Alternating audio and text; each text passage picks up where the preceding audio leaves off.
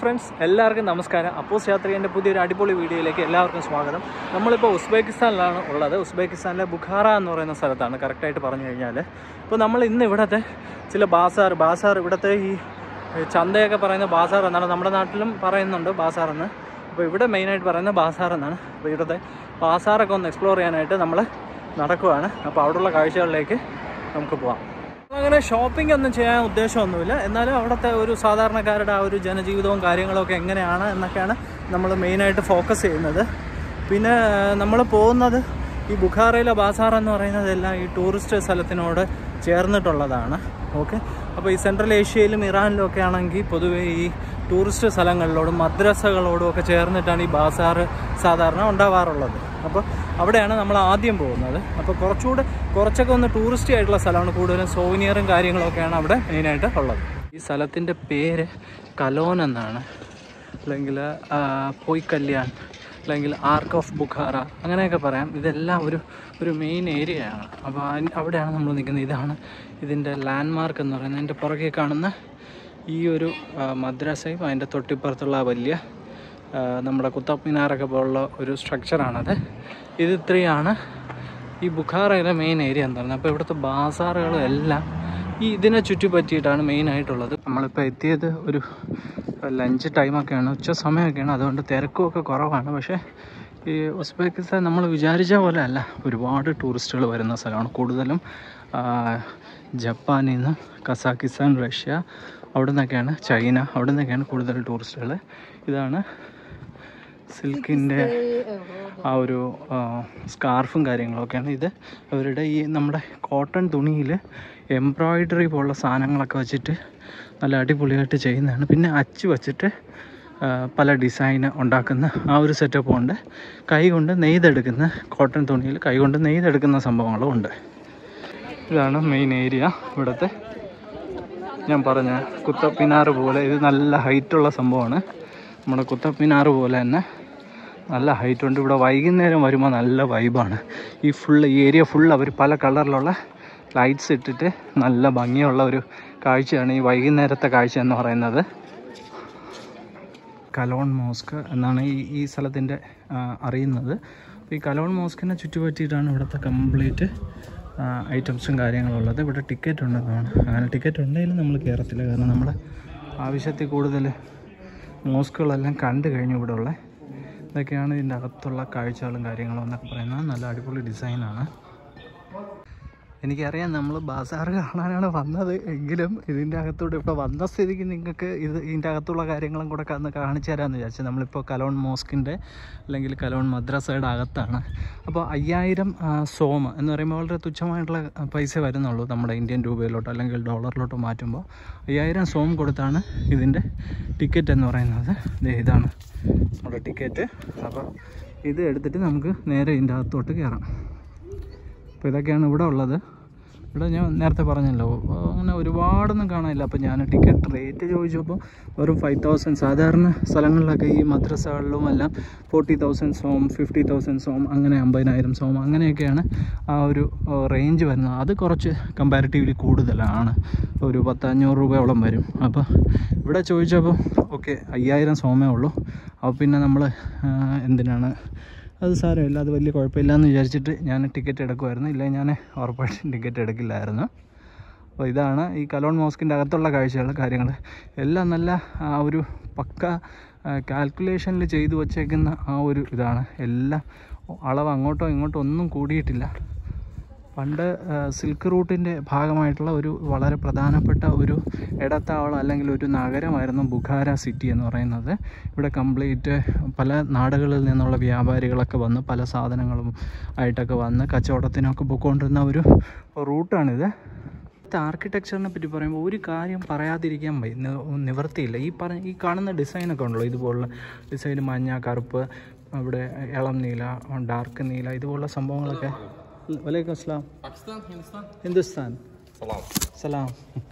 U ഇപ്പോൾ ഇടയ്ക്ക് ഇവിടുത്തെ ഒരു നാട്ടുകാരൻ നമ്മളടുത്ത് വന്ന് ഏത് നാട്ടിൽ നിന്നാണ് വന്നതെന്നൊക്കെ ചോദിച്ചായിരുന്നു. അപ്പോൾ പുള്ളി ഈ നാട്ടുകാരൻ തന്നെയാണ്. അപ്പോൾ അവർക്ക് ഉസ്ബെക്കിസ്ഥാനിലുള്ള ആൾക്കാർക്ക് നമ്മളെ ഇന്ത്യക്കാരെ വലിയ ഇഷ്ടമാണ്. അത് എന്തുകൊണ്ടാണെന്ന് വെച്ച് കഴിഞ്ഞാൽ അതിൻ്റെ മെയിൻ റീസൺ എന്ന് പറയുന്നത് ഈ ബോളിവുഡ് സിനിമകളും കാര്യങ്ങളൊക്കെയാണ്. ഇവർക്ക് ഈ പണ്ട് കാലത്തെ രാജ് കപൂർ, മിഥുൻ ചക്രവർത്തിയുടെ ഡാൻസ് എന്നൊക്കെ പറഞ്ഞാൽ ഡിസ്കോ ഡാൻസർ എന്നൊക്കെ പറയുന്ന സിനിമകളും അതിലെ ചില പാട്ടുകളൊക്കെ ഉണ്ട്, ജിമ്മി എന്നൊക്കെ പറഞ്ഞിട്ട്. അതൊക്കെ ഇപ്പോഴും സെൻട്രൽ ഏഷ്യയിലെ എല്ലാ രാജ്യങ്ങളിലും ഭയങ്കര പോപ്പുലറാണ്. പിന്നെ നമ്മുടെ ബോളിവുഡിലെ മെയിൻ ഹീറോസ് എല്ലാം സൽമാൻ ഖാനും ഷാറുഖ് ഖാനും ഹൃത്തിക് റോഷനും അങ്ങനെയുള്ളവരെല്ലാം ഇവിടെ ഉള്ളവർക്ക് ഭയങ്കര ഫാൻസാണ്.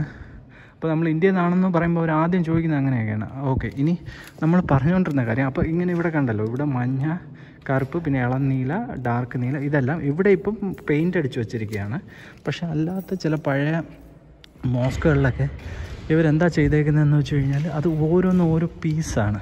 അതായത് ഇപ്പോൾ ഈ മഞ്ഞ പൂവെന്ന് പറയുമ്പോൾ ഈ പൂവ് ഫുള്ള് ഒരു ഡിഫറെൻറ്റ് കളർ ഒരു കല്ലാണ്. ഈ ബ്ലാക്ക് വേറൊരു കല്ലായിരിക്കും, ഇളം നീല വേറെ ആയിരിക്കും, ഡാർക്ക് നീല വേറെ ആയിരിക്കും. അങ്ങനത്തെ അത്രയും എഫേർട്ട് എടുത്ത് അത്രയും എന്താ പറയുക പെർഫെക്ഷനോട് കൂടിയാണ് അവർ ചെയ്തേക്കുന്നത്. ഇവിടെ എന്തായാലും അങ്ങനെ ഒരു ഡിസൈൻ അല്ല, ഇവിടെ ഫുള്ള് പെയിൻ്റ് അടിച്ച് വെച്ചിരിക്കുന്ന സെറ്റപ്പാണ്. അപ്പോൾ അങ്ങനെയുള്ളൊരു സ്ഥലം കാണുവാണെങ്കിൽ ഉറപ്പായിട്ട് ഞാൻ നിങ്ങൾക്ക് അത് വീഡിയോയിൽ തന്നെ കാണിച്ചു തരാം. അപ്പോൾ ഇത് പറഞ്ഞപ്പോൾ ഇവിടെ വരുമ്പോൾ ഇവിടുത്തെ ആർക്കിടെക്ചറിനെയൊക്കെ പറ്റി നമ്മൾ വന്ന് ജസ്റ്റ് കണ്ടു പോകുമ്പോൾ ഇങ്ങനെയുള്ളൊരു കാര്യം കൂടെ നമ്മൾ പ്രത്യേകം നോട്ട് ചെയ്യണമെന്ന് കരുതിയിട്ടാണ് ഞാനിത് പറഞ്ഞത്. അത്രയ്ക്ക് നല്ല അടിപൊളിയായിട്ടാണ് അവരത് ഡിസൈൻ ചെയ്തിരിക്കുന്നത്, അവരത് ഉണ്ടാക്കിയെടുത്തിരിക്കുന്നത്. അത് നമുക്ക് അപ്രീഷിയേറ്റ് ചെയ്യാതിരിക്കാൻ നിർവാഹമില്ല. അത്രയും നല്ല അടിപൊളി ഡിസൈനാണ്. പിന്നെ എല്ലായിടത്തെയും പോലെ ഈ മുസ്ലിം ആരാധനാലയങ്ങളിൽ കയറുമ്പോൾ ഫോളോ ചെയ്യേണ്ട കുറച്ച് റൂൾസും ഡ്രസ് കോഡും കാര്യങ്ങളൊക്കെ ഉണ്ട്. അത് ഇവിടെ കയറുന്നിടത്ത് എല്ലാം എഴുതി വെച്ചിട്ടുണ്ട്, നിങ്ങൾക്ക് കാണാമല്ലോ. പിന്നെ ഇവിടുത്തെ ബുക്സും കാര്യങ്ങളൊക്കെ നമുക്ക് മേടിക്കാം. വീണ്ടും നമ്മൾ ബാസാർ സൈഡിലോട്ട് പോവുകയാണ്. കണ്ടല്ലോ അല്ലേ, ഇവിടെ മെയിനായിട്ട് ഉള്ളത് ഈ പറഞ്ഞ സാധനങ്ങളും കൂടുതലും സോവിനിയേഴ്സ് ആയിട്ട് കൊണ്ടുപോകാനുള്ള സാധനങ്ങളും ഉസ്ബെക്കിസ്ഥാനിൻ്റെ സ്പെഷ്യലായിട്ടുള്ള ടീഷർട്ടുകളും, ഇവിടെ ഉസ്ബെക്കിസ്ഥാൻ സിൽക്ക് റൂട്ട് അങ്ങനെയൊക്കെ പറഞ്ഞ് എഴുതിയിരിക്കുന്ന ടീഷർട്ടും കാര്യങ്ങളൊക്കെയാണ്.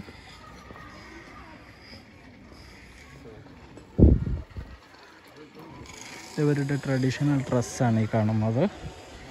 എല്ലാം സിൽക്ക് കൊണ്ടും ഇപ്പോൾ ഭൂരിപക്ഷം മെഷീൻ മെയ്ഡാണ്. അല്ലാതെ ഇവരുടെ തനതായിട്ടുള്ള ആ ഒരു ഇതെന്താണെന്ന് വെച്ച് കഴിഞ്ഞാൽ ഇവർ കൈകൊണ്ട് സിൽക്ക് നൂലിൽ തുന്നുന്ന സംഭവങ്ങളാണ് ഇതെല്ലാം.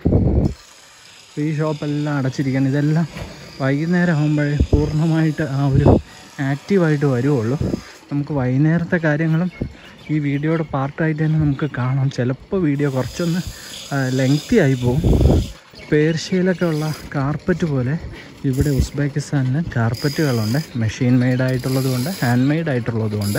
ഹാൻഡ് മെയ്ഡ് നമുക്ക് തിരിച്ചറിയണമെങ്കിൽ ഈ കാർപ്പറ്റ് തിരിച്ചിട്ട് ബാക്കിൽ നിന്ന് ഒരു നൂല് പതുക്കെ വലിച്ച് എടുത്ത് നോക്കണം എന്ന് പറയും. അപ്പോൾ വലിച്ച് നോക്കുമ്പോൾ ആ നൂല് പൂർണ്ണമായിട്ട് വിട്ടു വരുവാണ് എന്നുണ്ടെങ്കിൽ അത് കൈകൊണ്ട് നെയ്താണെന്നാണ് പറയുന്നത്. പിന്നെ ഇവിടെ വേറെ സംഭവങ്ങളുള്ളത് ഈ ബ്രാസിൻ്റെയൊക്കെ അതിൻ്റെ അകത്ത് ഡിസൈൻ ചെയ്തിട്ടുള്ള പാത്രങ്ങളൊക്കെയാണ്. പിന്നെ വുഡിൻ്റെ സംഭവങ്ങളും, വുഡിൻ്റെ തവളയും ചെസ് ബോർഡ് ഇതുള്ള സാധനങ്ങളൊക്കെ ഉണ്ട്. അലാവുദ്ദീൻ്റെ അത്ഭുത വിളക്കുമുണ്ട്. അപ്പോൾ ഏതെങ്കിലും ഒരെണ്ണം നിങ്ങൾക്ക് മേടിച്ചിട്ട് വീട്ടിൽ കൊണ്ടുപോയി വരച്ച് നോക്കാവുന്നതാണ്. ഇത് കണ്ടോ. അപ്പോൾ ഇതുപോലുള്ള പാത്രങ്ങളും തടി കൊണ്ടുള്ള പല പല രൂപങ്ങളും, ഇതുപോലെ തലയണ കവറ്, അതുപോലുള്ള സംഭവങ്ങൾ, കൈകൊണ്ട് നെയ്ത കൊച്ചു കൊച്ചു പേഴ്സുകൾ, കാര്യങ്ങൾ, പിന്നെ അല്ലാത്ത ബ്രാസിൻ്റെയും മറ്റ് പല ഈ മെറ്റലിൻ്റെയും പിന്നെ തടിയിലുള്ള ഫോട്ടോ ഫ്രെയിം, അതുപോലുള്ള ഒരുപാട് സാധനങ്ങളുണ്ട്. പഴയ ഫോട്ടോസും കാര്യങ്ങളും വെച്ചിട്ടുണ്ട്. പഴയ നോട്ടുകൾ വെച്ചിട്ടുണ്ട്. ഇത് പഴയ നോട്ടാണ്, ഇവിടുത്തെ പഴയ നോട്ട്. ഇത് പഴയ കോയിനാണ്. ഇത് ഫുള്ള് അങ്ങനത്തെ സാധനങ്ങൾ. മെയിനായിട്ട് ക്യൂരിയോസ് ആയിട്ട് കൊണ്ടുപോകാനും സൗനിയറൈസ് ആയിട്ടൊക്കെ കൊണ്ടുപോകാനായിട്ടുള്ള സാധനങ്ങളൊക്കെയാണ്. പഴയ കാലത്തുള്ള സ്പൂണും കാര്യങ്ങളും കത്തികളും എല്ലാം വെച്ചിട്ടുണ്ട്. പഴയ മെഡൽസും സംഭവങ്ങളും വെച്ചിട്ടുണ്ട്. കയ്യിൽ ഇടുന്ന പോലത്തെ നമ്മുടെ ബാൻഡൊക്കെ പോലത്തെ സംഭവങ്ങൾ, മോതിരങ്ങൾ, കമ്മൽ, അതുപോലുള്ള സാധനങ്ങൾ, തൊപ്പി, അല്ലാത്ത കൊച്ചു കൊച്ചു പാവകൾ, ഇതെല്ലാം ഇവിടുത്തെ യുണീക്കായിട്ടുള്ള ഒരു സംഭവമാണ്. ഈ കാണുന്ന പാവകൾ എന്ന് പറയുന്നത് പപ്പറ്റ് എന്ന് പറയുന്ന സാധനം. അപ്പോൾ ഇതുപോലുള്ള സാധനങ്ങളെല്ലാം ഇവിടെ ഒരുപാട് വിൽപ്പനയ്ക്ക് വച്ചിട്ടുണ്ട്.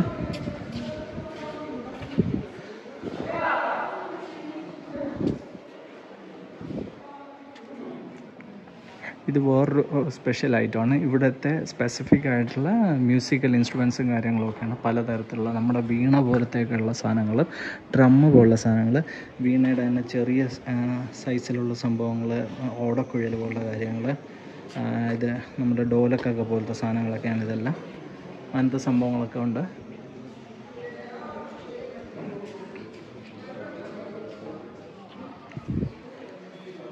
ഇവിടെ കാർപ്പറ്റ് തൂക്കിയിട്ടിട്ടുണ്ട്. ഇതിപ്പോൾ പലതരത്തിലുള്ള കാർപ്പറ്റ്, നമ്മുടെ ഇറാൻ്റെ അത്രയും ആ കാർപ്പറ്റിൻ്റെ ഇതിൽ ഉസ്ബെക്കിസ്ഥാൻ കാർപ്പറ്റ് അത്രത്തോളം, ഇറാൻ്റെ അത്രത്തോളം ഫിനിഷും കാര്യങ്ങളും വരില്ല എന്നാണ് പറയപ്പെടുന്നത്. പക്ഷേ എനിക്ക് ഇവിടെ ഉള്ളത് എനിക്ക് നല്ല കാണാനൊക്കെ നല്ല ഭംഗിയുണ്ട്. വേറെ ശാസ്ത്രീയ വശങ്ങളൊന്നും നമുക്ക് അറിഞ്ഞൂടാ. ഇത് സുസാനി എന്നൊക്കെ പറഞ്ഞിട്ട് ഈ കോട്ടൺ തുണിയിൽ ഇതുപോലെ കൈകൊണ്ടൊക്കെ നെയ്ത് പല ഡിസൈനിൽ എംബ്രോയ്ഡറി ഒക്കെ ചെയ്ത് വച്ചേക്കുന്നതിനാണ് സുസാനി എന്ന് പറയുന്നത്.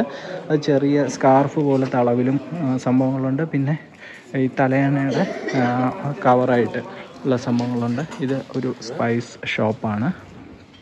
അപ്പോൾ ഇവിടെ പലതരത്തിലുള്ള സ്പൈസ് ഉണ്ട്. ഈ ഒരു സൈഡിൽ തന്നെ ഇതിപ്പോൾ ഒരുപാട് കാര്യങ്ങൾ കാണുന്നതുകൊണ്ടാണ് ഇങ്ങനെ മാറി മാറി പോകുന്നത് ഞാൻ. അപ്പോൾ സൈഡിൽ തന്നെ ഇത് കണ്ടു പലതരത്തിലുള്ള ചെസ് ബോർഡും സംഭവങ്ങളൊക്കെ ഉണ്ട്. ചെറിയ ബോക്സ്, മുകളിൽ പടങ്ങളൊക്കെ വരച്ച് വെച്ചിട്ട് ചെറിയ ബോക്സ്, സാധനങ്ങളൊക്കെ സൂക്ഷിക്കുന്ന ബോക്സും കാര്യങ്ങളൊക്കെ ഉണ്ട്. ഇത് ചെസ് ബോർഡാണ് സംഭവങ്ങൾ. ഉണ്ടോ അതിൻ്റെ കോയിൻസൊക്കെ കണ്ടോ.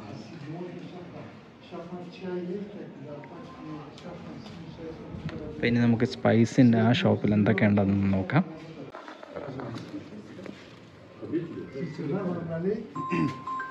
നമ്മുടെ കുരുമുളക്, വെള്ള കുരുമുളക്, അതിൻ്റെ പല സ്റ്റേജിലുള്ള കുരുമുളകും കാര്യങ്ങളൊക്കെയാണ്. പിന്നെ പല കളറിലുള്ളത്, കറുപ്പ്, പിന്നെ വെള്ള, ഇത് ചുവപ്പ്, ഇത് അതിൻ്റെ മിക്സായിട്ടുള്ള കുരുമുളക്, ജീരകം, മഞ്ഞ, പിന്നെ അതിൻ്റെയൊക്കെ പൊടിച്ച സംഭവങ്ങൾ, ഗ്രാമ്പു, സാഫ്രോണ്, കുങ്കുമപ്പൂവ്, എല്ലാം ഇവിടെ സംഭവങ്ങളൊക്കെ ഉണ്ട്.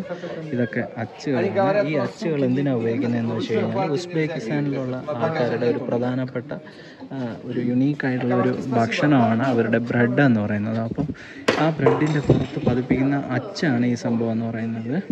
അപ്പോൾ ഇതിങ്ങനെ മാവിങ്ങനെ കുഴച്ച് പരത്തി വെച്ചിട്ട് അതിൻ്റെ പുറത്ത് ഈ സാധനം വെച്ചൊന്ന് അങ്ങ് പ്രസ് ചെയ്യുമ്പോൾ ഈ പൂവിൻ്റെ ആ ഒരു ഡിസൈനിൽ അതിൻ്റെ നടുക്ക് അങ്ങനെ ഒരു ഡിസൈൻ വരും. അതിനുവേണ്ടി ഉപയോഗിക്കുന്ന സാധനമാണിത്.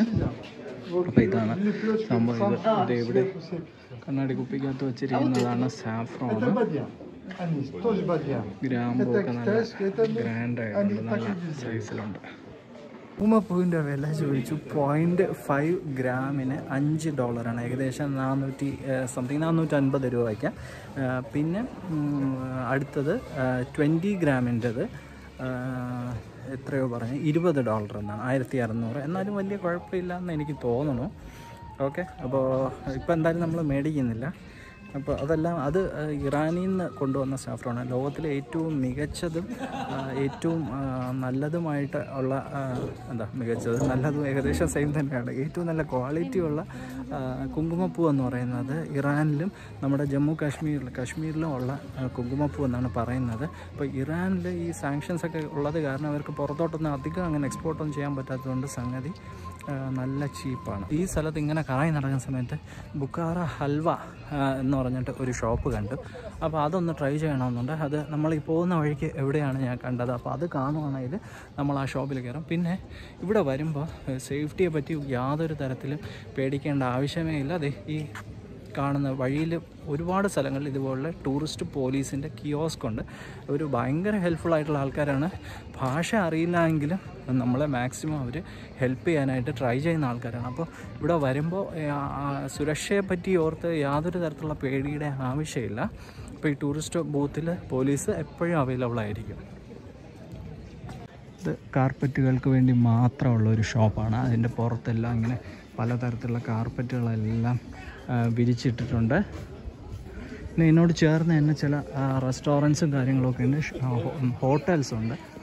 ഇതെല്ലാം ഈ ഞാനിപ്പോൾ നിൽക്കുന്ന ഒരു ഒമർ ഖയാം ഹോട്ടൽ എന്നാണ് ഈ ഹോട്ടലിൻ്റെ പേര്. ഇവിടെ എല്ലാം ആൾക്കാർ താമസിക്കുന്ന സ്ഥലമാണ്. അപ്പോൾ ഇത് മൊത്തത്തിൽ ആ ഒരു നല്ല വൈബുള്ള ഒരു പ്ലേസാണ്. എപ്പോഴും ആളും ആ ഒരു തിരക്കും ആ ഒരു ഉത്സവ പ്രതീതിയൊക്കെ ഉള്ള ഒരു സ്ഥലമാണ്. ഇത് മറ്റൊരു ജ്യൂസ് ഷോപ്പാണ്. കോഫി ഷോപ്പ്, ജ്യൂസ് ഷോപ്പ്, റെസ്റ്റോറൻറ്റുകൾ, അതങ്ങനെ ഒരുപാട് സംഭവങ്ങളെല്ലാം ഇവിടെ ഉണ്ട്.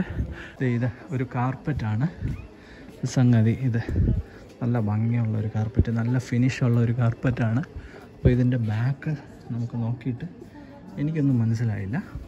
ഇതിൻ്റെ നൂലൊക്കെ നമ്മൾ പിടിച്ച് വലിച്ചെടുക്കാൻ നിന്ന് കഴിഞ്ഞാൽ അവർ ചിലപ്പോൾ നമ്മളെ കുനിച്ച് ചേർത്ത് ഇടിക്കും. അപ്പോൾ ഇത് മറ്റൊരു ഷോപ്പും ഒരു ഏരിയ ആണ്. ഇതിലൊക്കെ ഇതിൻ്റെ പ്രൈസ് എഴുതി വെച്ചിട്ടുണ്ട്. സുസാനി ഈ പല ഡിസൈനിലൊക്കെ ചെയ്ത് വെച്ചിരിക്കുന്ന സഞ്ചികളും കാര്യങ്ങളൊക്കെ ഉണ്ട്. 10,000 സോം, 12,000 സോം, 25,000 സോം, അങ്ങനെ പല റേറ്റിൽ ഈ സാധനങ്ങളെല്ലാം ഇവിടെ അവൈലബിളാണ്. ഇത് ഫുള്ള് കാർപ്പറ്റാണ് ഇവിടെയെല്ലാം. അപ്പോൾ നമ്മൾ ഇനി ഇവിടെ അധികം നിൽക്കുന്നില്ല. അവരിനി നമ്മളെ വിളിച്ച് എന്തായാലും നമുക്ക് വാങ്ങാൻ വലിയ ഇൻട്രസ്റ്റ് ഇല്ല. അപ്പോൾ പിന്നെ നമ്മൾ വില പേശാനും കാര്യങ്ങൾക്കൊന്നും നിൽക്കുന്നില്ല. ഒരു പേർഷ്യൻ കാർപ്പറ്റ് വാങ്ങിച്ചാലും കുഴപ്പമില്ല, പക്ഷെ തിരിച്ച് കൊണ്ടുപോകാനായിട്ട് കുറച്ച് ബുദ്ധിമുട്ടുണ്ടായിരിക്കും. അല്ലെങ്കിൽ ചെറിയ സൈസിലുള്ള കാർപ്പറ്റ് മേടിക്കണം. അപ്പോൾ ഈ തൊപ്പി വച്ചിട്ട് നമുക്ക് ഫോട്ടോ എടുക്കണമെങ്കിൽ വെറും 2,000 സോം മാത്രമേ ചിലവുള്ളൂ. ഈ കാണുന്ന തൊപ്പിയിൽ ഏത് വേണോ നമുക്ക് എടുത്ത് തലയിൽ വെച്ചിട്ട് എത്ര വേണോ ഫോട്ടോ എടുക്കാം. അവരെ കൊണ്ട് വേണമെങ്കിലും നമുക്ക് ഫോട്ടോ എടുപ്പിക്കാം. അവർ നമ്മുടെ ഇഷ്ടത്തിന് ഫോട്ടോ എടുത്ത് തരും. അപ്പോൾ അതിന് വെറും 2,000 സോം. 2,000 സോം എന്ന് പറയുമ്പോൾ നമ്മൾ 13-14 രൂപയെ, നമ്മുടെ ഇന്ത്യൻ രൂപയാണ്, 13-14 രൂപ മാത്രമേ ആകുന്നുള്ളൂ. അപ്പോൾ അത് ഞാനൊരു ഫോട്ടോ എടുത്ത് മിക്കവാറും ചിലപ്പോൾ ഇതിൻ്റെ തമ്പനയിൽ അതായിരിക്കും. ഓക്കെ, അപ്പോൾ ഇത് വേറെ ചില കൊച്ചു കൊച്ചു ക്യൂരിയോസും കാര്യങ്ങളൊക്കെയാണ്. അപ്പോൾ ഇതാണ് ഇവിടുത്തെ നമ്മുടെ കുത്തബ് മിനാർ പോലത്തെ ആ ഒരു ബിൽഡിങ്. ഹലോ, അതാണ് ക്യൂരിയോസ് കാര്യങ്ങൾ പലതരത്തിലുള്ള ഈ പറഞ്ഞ വയസ്സായ ഫ്രഞ്ച് താടിയൊക്കെ വെച്ച അപ്പൂപ്പന്മാരൊക്കെ ഇവിടെ ഒരുപാടുണ്ട്. മാതളത്തിൻ്റെ ഷേപ്പിലുള്ള സാധനങ്ങളൊക്കെയാണ്. ചെറിയ ചെറിയ സംഭവങ്ങൾ ഞാൻ പറഞ്ഞ വെള്ളത്താടിയുള്ള ഫ്രഞ്ച് താടിയുള്ള അപ്പൂപ്പൻ, അങ്ങനെ സംഭവങ്ങളൊക്കെ ഉണ്ട്.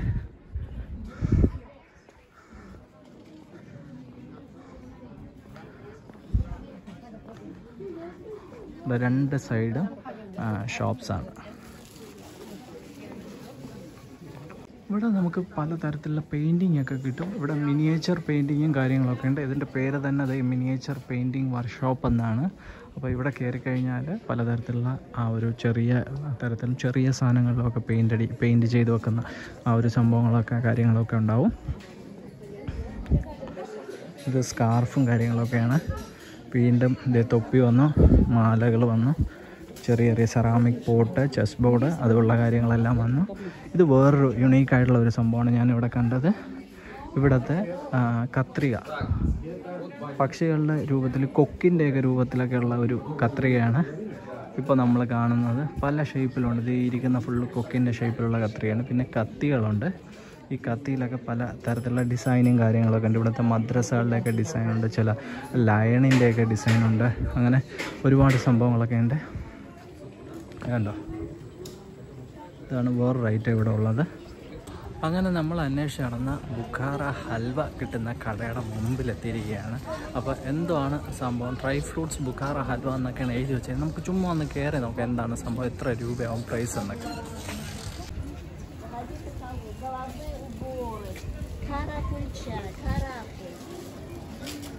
നമ്മൾ ഷോപ്പിൻ്റെ അകത്തേക്ക് കയറുവാണ്. ആരെയും കാണുന്നില്ലല്ലോ. Hello, what's Bukhara halwa, can you show me? പുള്ളിയുടെ അടുത്ത് നമ്മൾ ചോദിച്ചൊക്കെയാണ്. പുള്ളി കാണിച്ചു, oh this is halwa, okay.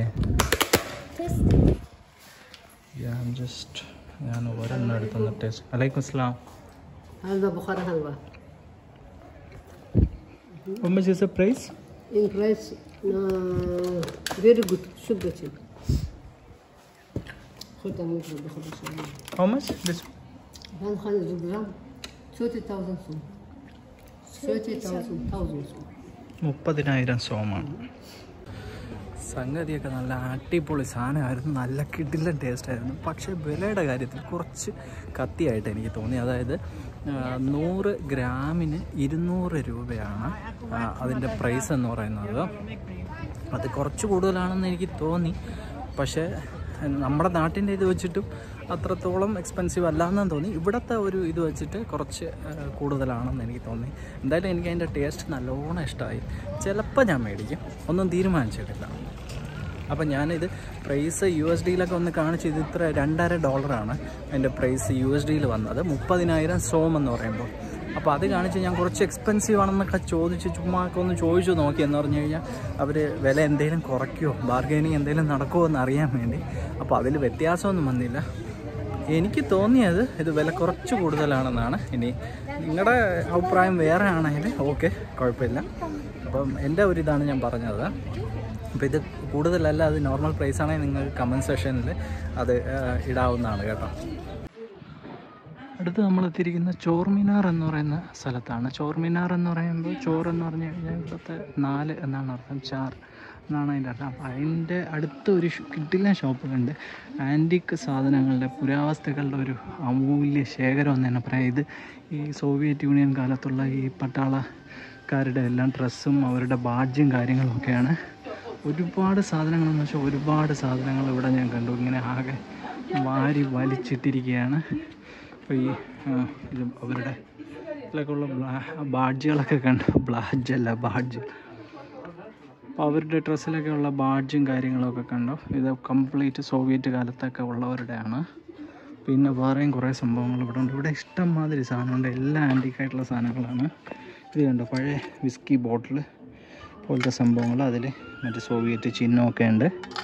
പിന്നെ ജാക്ക് ഡാനിയൽസിൻ്റെ പോലത്തെ സാധനം, ഇതുപോലത്തെ സംഭവങ്ങളൊക്കെ ഉണ്ട്. പഴയ നാണയങ്ങളുണ്ട്, സിൽവർ നാണയങ്ങൾ ഉൾപ്പെടെ ഉണ്ടെന്നാണ് പറയുന്നത്. പിന്നെ പഴയ നോട്ട് കെട്ടുകളുണ്ട്, ഇതുപോലുള്ള നോട്ടും കാര്യങ്ങളൊക്കെ ഉണ്ട്. അത് നോട്ട് കെട്ട് ഇഷ്ടം മാതിരിയുണ്ട്. അങ്ങനെ ഒരുപാട് സംഭവങ്ങൾ ഇവിടെ കിടപ്പുണ്ട്. സിൽവറിൻ്റെ പോലത്തെ പെട്ടി, ഒരുപാട് സാധനങ്ങൾ കംപ്ലീറ്റ് വലിച്ചു വാരിയിട്ടൊക്കെയാണ്. പിന്നെ പഴയ കാലത്തുള്ള വാച്ച്, അതിൻ്റെ ഡയലും കാര്യങ്ങളൊക്കെ ഒന്നും പറയില്ല, എല്ലാം നല്ല അടിപൊളി സെറ്റപ്പായിട്ടുണ്ട്. എനിക്ക് ഇത്രയും സ്ഥലത്ത് ഇങ്ങനെ കറങ്ങി നടന്നതിൽ എനിക്ക് ഏറ്റവും ഇഷ്ടപ്പെട്ട സ്ഥലം ഇതാണ്. ഇത് കണ്ടു, പല കാലത്തുള്ള വാച്ചുകളുടെയൊക്കെ സംഭവങ്ങളും എല്ലാം ചെറിയ ചെറിയ സാധനങ്ങളാണ്. പിന്നെ ഇത് സോവിയറ്റ് ടാങ്കിൻ്റെ ചെറിയ മാതൃകകളും കാര്യങ്ങളും, പഴയ കാലത്തെ ഈ പുസ്തകങ്ങൾ, തൊപ്പി, പട്ടാളക്കാരുടെ തൊപ്പി, അതുപോലുള്ള കാര്യങ്ങളൊക്കെ ഉണ്ട്. അപ്പോൾ ഈ ചോർമിനാർ വന്നു കഴിഞ്ഞാൽ നിങ്ങളൊരു പുരാവസ്തു പ്രേമിയാണെങ്കിൽ ഈ പറഞ്ഞ ഈ ഷോപ്പ് അതിൻ്റെ നേരെ ഓപ്പോസിറ്റ് തന്നെയാണ്. ഈ ഷോപ്പിലാണ് നമ്മളിപ്പോൾ കയറിയത്. ഈ ഒരു ഷോപ്പ് സന്ദർശിക്കാൻ മറക്കണ്ട. അത്ര കാട്ടിപ്പൊളിയായിട്ടുള്ള സാധനങ്ങളൊക്കെയാണ് അവിടെ. ഒരു വാരി വലിച്ചങ്ങിട്ടിരിക്കുകയാണ്. സിൽവർ മോതിരങ്ങളൊക്കെ ഉണ്ട്, ചെറിയ കല്ലൊക്കെ പതിപ്പിച്ചിട്ടുള്ള പഴയ കാലത്തെ മോതിരങ്ങളും കാര്യങ്ങളും ഒക്കെ ഉണ്ട്. അങ്ങനെ ബുഖാറയിലെ ബസാർ നമ്മൾ എക്സ്പ്ലോർ ചെയ്ത് കഴിഞ്ഞു. ബസാർ എന്ന് പറയുമ്പോൾ ഒരു ടൂറിസ്റ്റിക് ബസാർ എന്നേ ഞാൻ പറയുള്ളൂ, സാധാരണക്കാരുടെ ഒരു ബസാർ അല്ല ഇത്. അപ്പോൾ അത് നമ്മൾ എക്സ്പ്ലോർ ചെയ്തു. ഇവിടെ വന്നു കഴിഞ്ഞാൽ, ഉസ്ബെക്കിസ്ഥാനിൽ വന്നു കഴിഞ്ഞാൽ നമുക്ക് സോവിനിയറായിട്ട് എന്തെല്ലാം മേടിച്ചിട്ട് പോവാം, എന്തെല്ലാം സംഭവങ്ങൾ അവൈലബിൾ ആണ്, അമ്മാതിരി കാര്യങ്ങളൊക്കെയാണ് നമ്മളിപ്പോൾ കണ്ടത്. അപ്പോൾ ഇനി അടുത്ത് നമ്മൾ മറ്റൊരു സാധാരണ ഒരു മാർക്കറ്റിൽ, ഒരു ബസാറിലേക്ക് പോവുകയാണ്. അത് നമ്മൾ വേറൊരു സ്ഥലത്താണ് പോകുന്നത്. ബുഖാറയിൽ നിന്ന് നമ്മൾ താഷ്കൻഡിലേക്കാണ് പോകുന്നത്. അപ്പോൾ നമുക്ക് നേരെ അങ്ങോട്ടേക്ക് പോകാം.